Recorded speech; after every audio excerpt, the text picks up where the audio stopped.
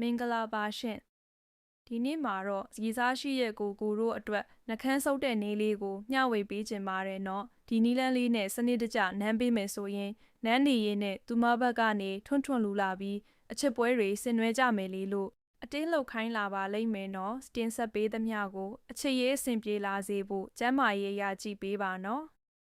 ချစ်သူရေးစားတွေအချင်းချင်းအကြားမှာနှကန်းချင်းနှုံးရှုပ်ဖလဲပြီးตาယာမှုရယူတာဟာထူးဆန်းတဲ့ကိစ္စတော့မဟုတ်ပါဘူးဒီตาယာတဲ့ဖလဲမှုလေးကိုကစ်စင်ဆွဲတယ်လို့သုံးကြပါတယ်အရာရာတိုင်းဟာတော့နီလန်းမမှန်စနစ်မကျရင်အစဉ်ပြေစိတ်တိုင်းကြမှာမဟုတ်ပါဘူးနော်ကစ်စင်ဆွဲတယ်ဆိုတဲ့ကိစ္စမှာလည်းဒီလိုပါပဲနှကန်းချင်းထိယုံနဲ့မပြီးပဲစတက်ပိုင်းစတက်လေးတွေမသိရင်တော့လိုချင်တဲ့ตาယာမှုကိုမရပဲကိုချစ်သူကကိုအထင်သေးသွားနိုင်ပါတယ်ဒါကြောင့်ကစ်စင်ဆွဲတဲ့အခါမှာ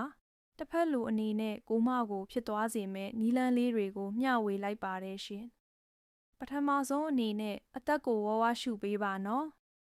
ပြီးရင်ခေါင်းကိုနှစ်ဦးစလုံးအနည်းငယ်ဆောင်းထားရပါမယ်နော်ဥပမာအနေနဲ့ပန်းချံတွေမှာဆိုရင်ညနေချင်းဆိုင်အတဲကြီးတွေတွေ့ရတတ်ပါ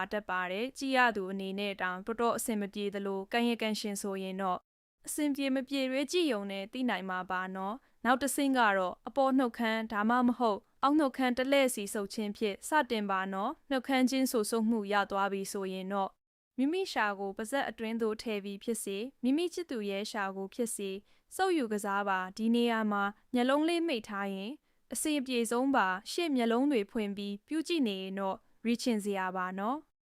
နူးညံ့တဲ့ရှာနှစ်ခုရဲ့ပွတ်တိုက်မှုရသွားပြီးဆိုရင်တော့ခံစားမှုအထွတ်ထိပ်ရောက်ဖို့အတွက်မခက်တော့ပါဘူးနော်ဒီလိုမျိုးနှက်ခမ်းအပေါ်အောက်ရှာအတွင်းအထုပ်ကိုပေးယူကြလေးတီချာလုပ်ပေးမယ်ဆိုရင်တော့ตาယာတဲ့ကစ်စင်ရဲ့အထွတ်ထိပ်ပိုင်းကိုရနိုင်မှာပါရှင်ခုနကပြောသလိုသာနမ်းပေးလိုက်မယ်ဆိုရင်မိန်းကလေးဘက်နေချစ်ပွဲတွေဆင်နွှဲဖို့ကိုအလိုလိုတောင်းဆိုလာပါလိမ့်မယ်နော်ကဲမနမ်းကျင်ဘူးလားနောက်ဗီဒီယိုတွေမှာပြန်ဆောင်ကြမယ်နော်